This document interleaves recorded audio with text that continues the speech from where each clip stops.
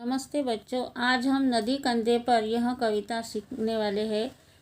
कविता के कवि है प्रभुदयाल श्रीवास्तव। इनका जन्म 4 अगस्त 1944 में धर्मपुरा दमोह मध्य प्रदेश। रचनाएं बुंदेली, लघु कथाएं, लोकगीत, दैनिक भास्कर, नवभारत में बालगीत आदि।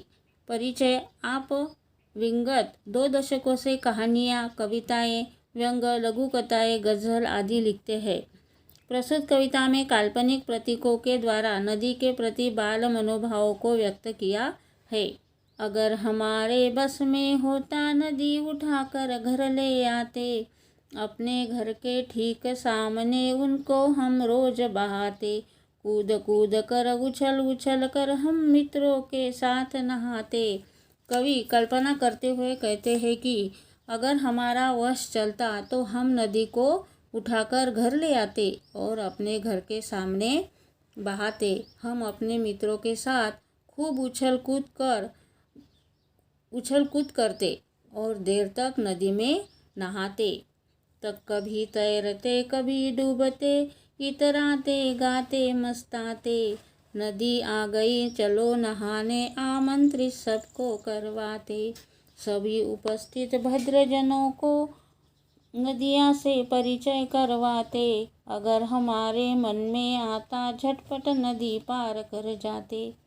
इन पंक्तियों में कवि कहते हैं कि हम देर तक नदी में तैरते और डुबकियां लगाते, खूब मस्ती करते और गाने गाते।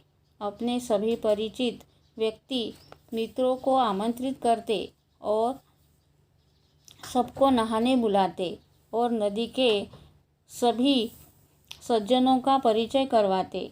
जब कभी हमारे मन में नदी के पार करने का विचार आता तो हम तुरंत नदी पार कर जाते। खड़े खड़े उस पार नदी के मम्मी मम्मी हम चिल्लाते। शाम ढले फिर नदी उठाकर अपने कंधे पर रखवाते।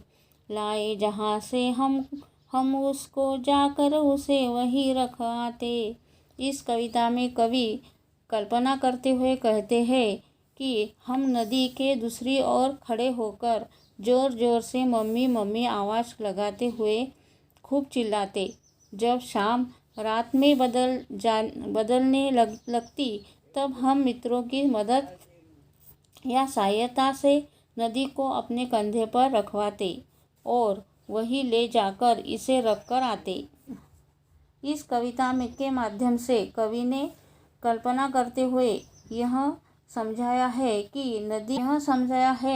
कि यदि हम नदी को कंधे पर उठाकर अपने घर ले आते तो कैसा आनंद आता। इसका वर्णन कवि ने इस कविता में किया है।